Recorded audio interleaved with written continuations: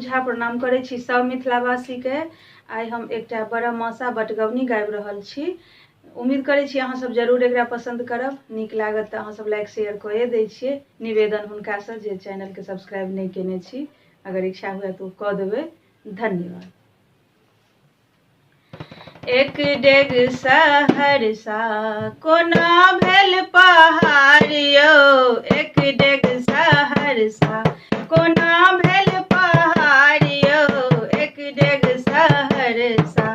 चिट्ठी पर चिट्ठी देलौं, चिट्ठी पर चिट्ठी देलौं, सबटा बेकार यौ, एक डेग सहरसा कोना भेल पहाड़ यौ, एक डेग सहरसा।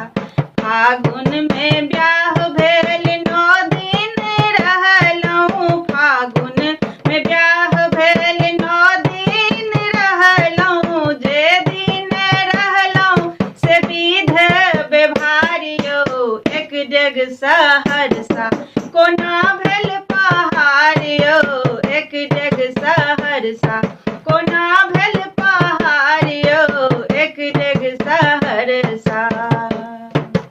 चैत सन चैत बीतल, चैत के नहीं आशा, चैत सन चैत बीतल, चैत के नहीं आशा। बीतल बैसाख हम भेलौं निराशा, बीतल बैसाख हम भेलौं निराशा। जेठ कंत हेठ अहाँ भेटो ने देलौं, जेठ कंत हेठ अहाँ भेटो ने देलौं। तारीख गनै छी तऽ 9 दिन अखाड़ यौ, एक डेग सहरसा कोना भेल पहाड़ यौ, एक डेग सहरसा कोना भेल पहाड़ यौ, एक डेग सहरसा। सावन में आयल मधुश्रावणी त्योहार यौ, सावन में आयल मधुश्रावणी त्योहार यौ।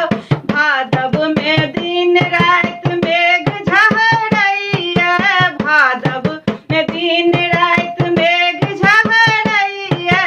आसिन में आस लगा हम एलौं, आसिन में आस लगा हम एलौं। कार्तिक कंत अहाँ घुरियो ने एलौं, कार्तिक में कंत अहाँ घुरियो ने एलौं।